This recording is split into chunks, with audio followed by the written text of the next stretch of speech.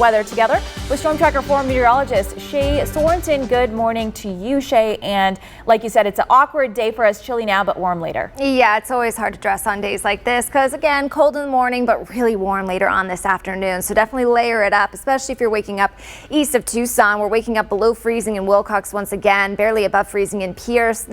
Nicer in Douglas at 44, low 50s in Bisbee. Same deal here in Tucson, mid 50s out towards Ajo. But later on today, it's going to feel really nice and very warm for this time of year. Typically, our average high is 70, so we are pushing well above normal into the low 80s, and today could also be the warmest day of the year so far. Again, so far we've pushed to 80 here in Tucson. That happened in late January, so even if we just make it to 81, today will be the warmest day. So tune in at 3 p.m. and Daniel McFarland will have the details on our high today.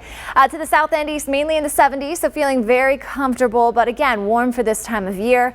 Overnight lows tonight, not as cold, possibly just upper 30s for Wilcox, so you might actually stay above freezing tonight into tomorrow morning. Now here's a look at what we are tracking as we work our way through tomorrow. Big changes on the way, so this big warm up doesn't last too long. Tomorrow, cooler temperatures take over thanks to a system passing by to the north, and that system will bring us some pretty gusty conditions, especially east of Tucson in Cochise and possibly Graham and Greenlee County. This is going to happen tomorrow morning through the afternoon as the cold front rolls through, and the big impacts could see some minor wind damage if you don't secure loose objects, so be sure to do that. Possibly some blowing dust through Cochise County and maybe even some power outages too. So just keep that in mind and download our mobile weather app in case you do lose power so you can stay up to date. But future tracker showing that cold front rolling through, a couple isolated showers here in southeastern Arizona, but we're definitely getting the drier end of this system. Central and northern Arizona do have a chance of picking up some rainfall. Places like Phoenix, possibly over 1/10 of an inch, with just a couple areas here in southern Arizona picking up some rainfall. But again, most of us will stay dry, but we will cloud up a little bit tomorrow. Also getting windy.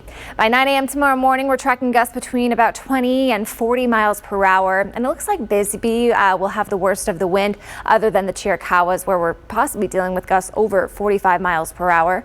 By noon tomorrow, gusts between mainly 20 and 45 miles per hour, especially east of Tucson. And then by 5 p.m. down to about 11 here in Tucson, but still holding on to gusts around 20 to 25 in eastern portions of Cochise County.